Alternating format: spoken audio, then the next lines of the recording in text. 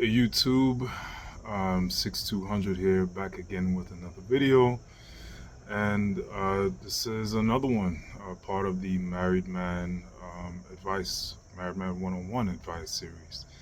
It's really the only series I have, so might as well keep it going. And today I thought we would talk a little bit about stepdaddies, stepfathers, and why stepdaddy season is over, and it really should be. So for any of especially the younger men out there who still think that being a stepdaddy is a viable option, something that you should do with your life, I want you to rethink that. Here's why. Now, I'm a married man. I have my own children. That's what I wanted. And I will say, when I was younger, the idea of being a stepfather wasn't something that was a turnoff. It didn't put me off. And the reason it didn't put me off is because I grew up in a very matriarchal, gynocentric environment. And, coming from Jamaica and landing here, it's still a gynocentric environment. So being a stepfather is something that a lot of young boys, like myself, have pretty much witnessed. I've witnessed this my entire life. Um, it's nothing but broken family trees, and it becomes an absolute mess. It's a mess for a lot of different reasons, some of which we'll get into pretty much right now.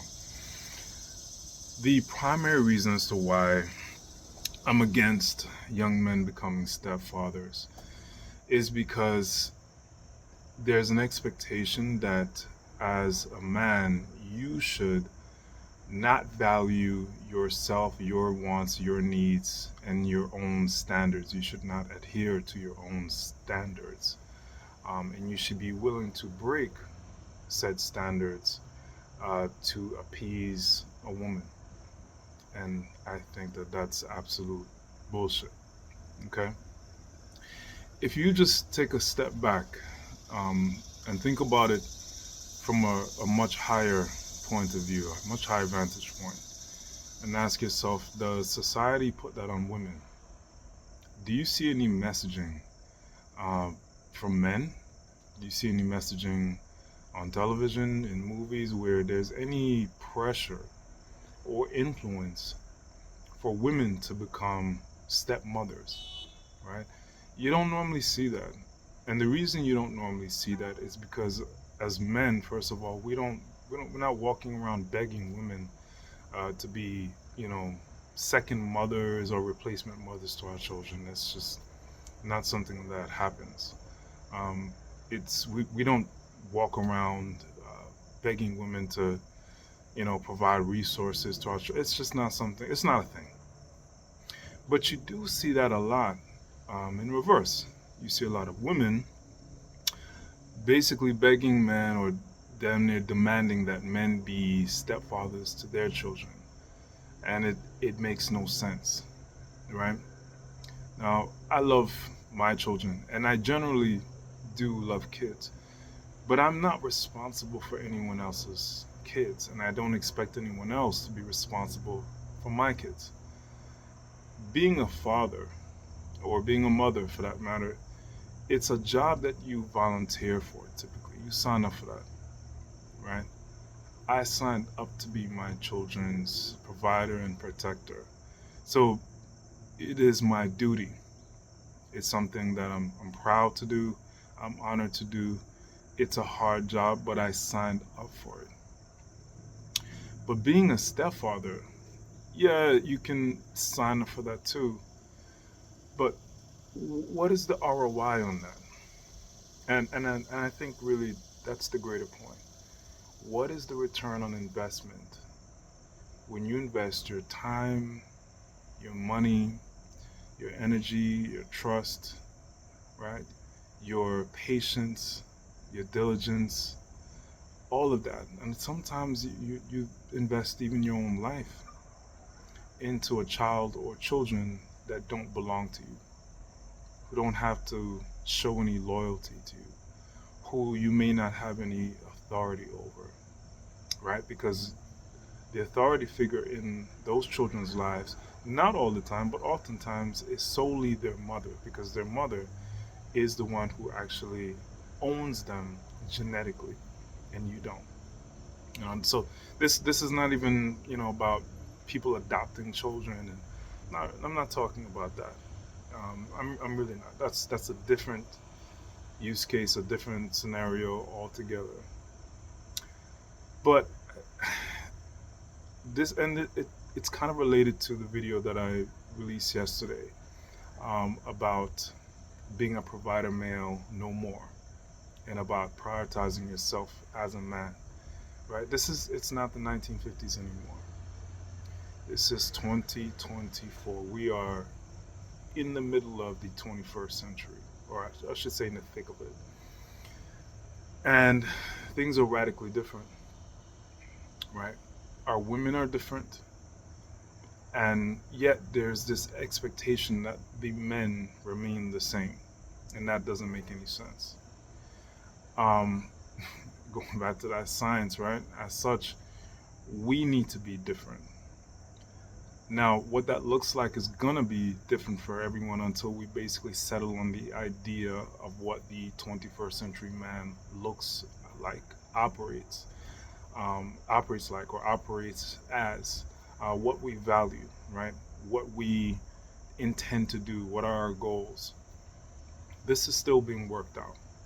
Um, so I don't expect us to already have this stuff figured out. But what I can chime in on is an old issue, an old expectation that men sacrifice themselves and basically be, you know, cannon fodder, right? So that a woman who decided to lay down with someone, out of wedlock or just out of pure lust, and now she has children, and there's this expectation that you, you, you take over that duty of being provider and protector. I'm sorry, that's just not gonna it's not gonna carry you over into the 21st century, right? Of what 21st century definition or image of what men are and what we are now, what we're gonna be. No, what I think this is something we need to kick to the side. I think we need to draw a very clear line in the sand, and we need to let our female counterparts know and understand that the mating technique of banging some dude that they found irresistible, and they wanted to have, this guy's child, or they just didn't want to use protection, and whatever the case is, right? Because it is a free market, it's a free sexual market, and women can do whatever they want. But it is time that we start enforcing the consequences for that, right? And the only way, because we don't have control over women, nor should we. Everyone's free. So let's do this. Let's shore up standards for ourselves.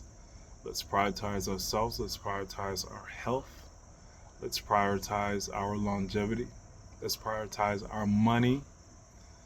Let's prioritize our happiness, our satisfaction, right?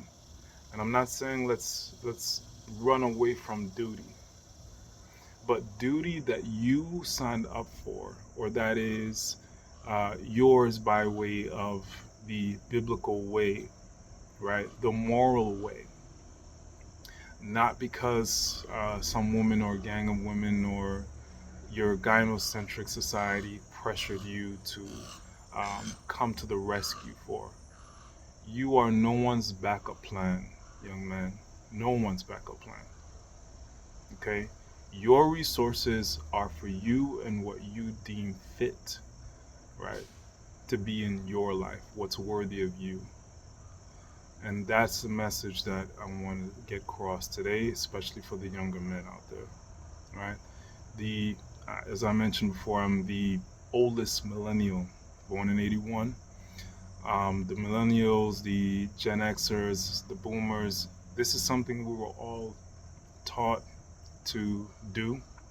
Um, be someone's stepfather. It's honoring that, and that's what a good man is, and a good man does this, and a good man does that. That's bullshit. That's all bullshit. A good man, right? First and foremost, prioritizes what he requires. You cannot be a good man if you don't get what you need to be good. If you are supposed to, provide for your own, provide for yourself, if you're expected to be strong, then you're going to need the tools to do that. You're going to need the resources to do that. This society is not giving you the tools and the resources to do that. So it's on you to be a good man for yourself and completely X out those that expect you to be a good man for them. Okay, if you want children, you want to be married, you have to make a plan. They cannot be here. You can't play by the rules of a gynocentric society that does not value you, and that expects you to be second-class citizens. It's not the move. It's absolutely not the move. Young men's stepdaddy season is over. Okay? You're not deplorables. Hold yourselves to a higher standard. You deserve better than that. Make your way. Find your happiness. Find your peace. Do well primarily for yourself. And if you are in an environment where men are respected, men are valued, you meet a young lady that comes along and she fits within that program, within that societal framework, and you can make it work, go right ahead. But in this system, not a good idea. And one of the worst things you can do is put yourselves in a position beneath a woman by playing second-class citizen and second-class parent to her offspring that you had nothing to do with. You are not morally, you are not financially and legally responsible for any child that is not genetically yours, or that you didn't go to some adoption agency and volunteer for. All right? That's it. 6200 out. Married Man Advice 101. Let me know what you guys think. Leave a comment down below. Look forward to the next one. Take care. Bye.